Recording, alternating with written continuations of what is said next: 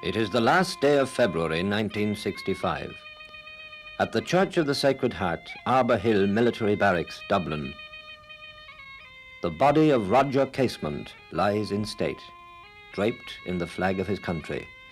For 4 days, the people of Ireland have filed past his coffin, for although Roger Casement was executed almost 50 years ago, his countrymen have not forgotten this man who was once acclaimed throughout the world as a great humanitarian. Roger Casement was born in County Dublin in 1864 of Ulster Protestant stock and grew up in County Antrim. As a young man, he entered the British colonial service and in the early years of the century achieved worldwide fame for his exposure of the inhuman treatment of the native peoples of the Upper Congo region and of the Putumayo Indians on the Upper Amazon.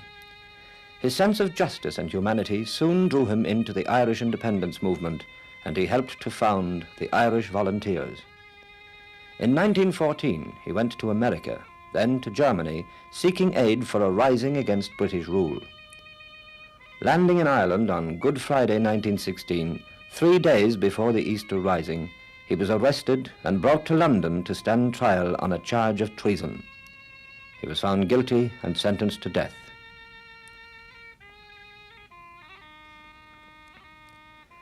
Beside Arbour Hill Church is a national shrine where the leaders of the 1916 Rising were interred, among them the 7 men who signed the proclamation of the Irish Republic.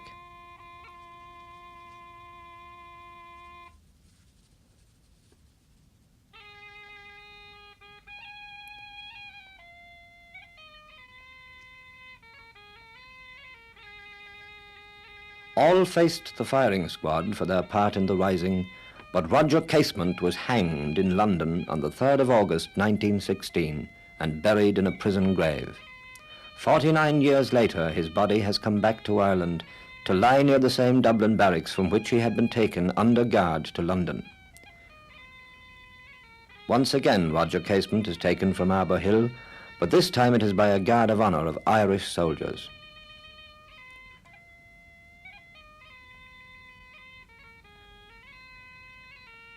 The Minister for External Affairs, Mr. Frank Aiken, stands behind the Taoiseach, Mr. Sean Lemass, as the coffin is placed on a gun carriage to begin its journey to the Pro-Cathedral.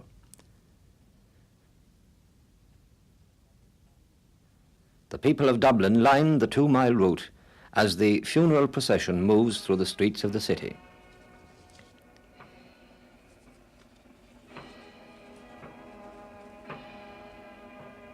A bearer party of army and police officers escorts the gun carriage.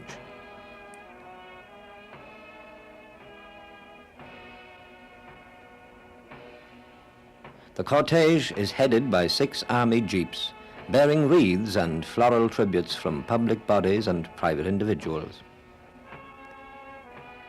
In O'Connell Street, the crowds are thickest, for here stands the General Post Office, the headquarters of the insurgents during the Rising. On Easter Monday, 1916, their leader, Pádraig Pearse, read out the proclamation of the Republic from the portico. Roger Casement, already in London, was never to see his comrades again.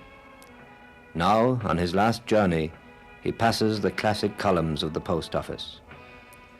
On the roof, the flag of the Republic is lowered in honor of a man whose tragic story moved the poet W.B. Yeats to write, "Come speak your bit in public, that some amends be made to this most gallant gentleman that is in quicklime laid."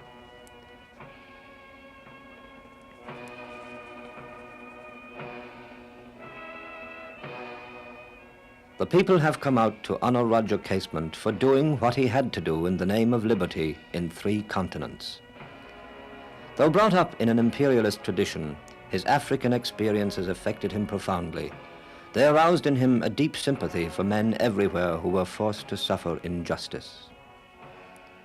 To Casement, the chief value of his famous report on the Congo was that it helped to make known, as he wrote to a friend, what a hell on earth our own white race had made and was daily making of the homes of the black people which it was our duty to protect.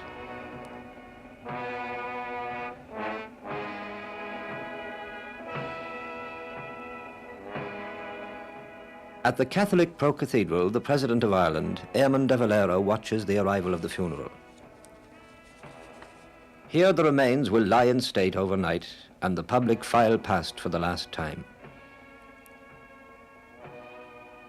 A group of government ministers wait to enter the church as the body of Roger Casement is received by the administrator, the Very Reverend Patrick Murray, who leads the prayers for the dead.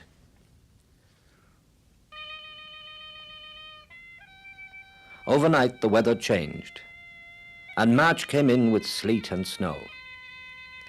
After solemn requiem mass presided over by the Archbishop of Dublin, Most Reverend Dr. McQuaid, the remains are once more placed on the gun carriage for the last stage of the journey to Glasnevin Cemetery.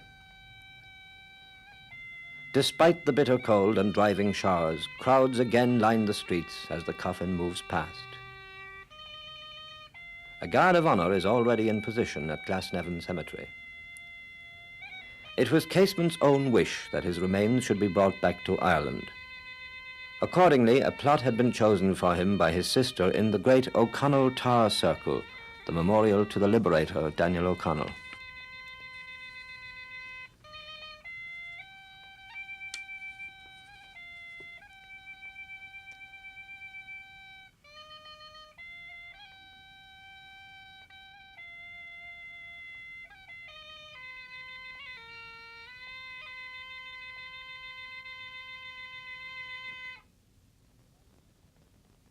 On arrival at the graveside, the remains are received by the Venerable Archdeacon O'Callaghan, who leads the ceremonies.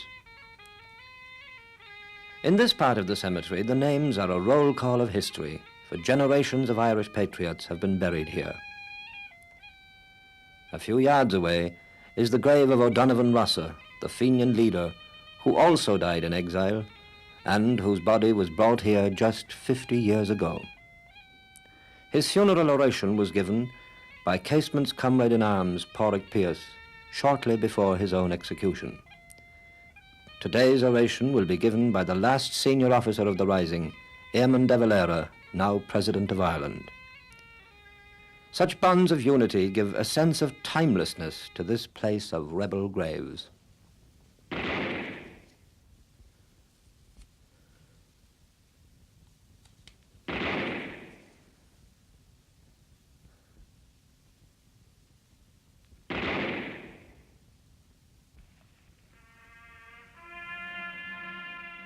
Now the last post is sounded by Irish Army trumpeters.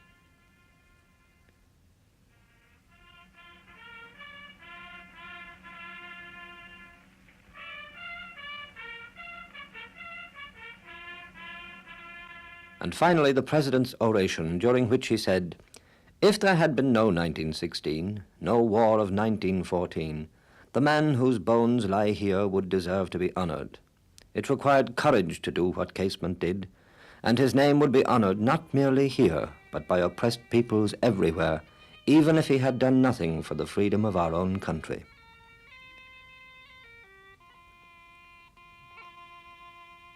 The ceremonies are over, and Roger Casement rests in Irish earth. At last, full amends have been made to this most gallant gentleman. Perhaps the final word was said by a national newspaper in its editorial. It is people, not governments, who make heroes and martyrs, and the verdict on Roger Casement was made by popular acclaim.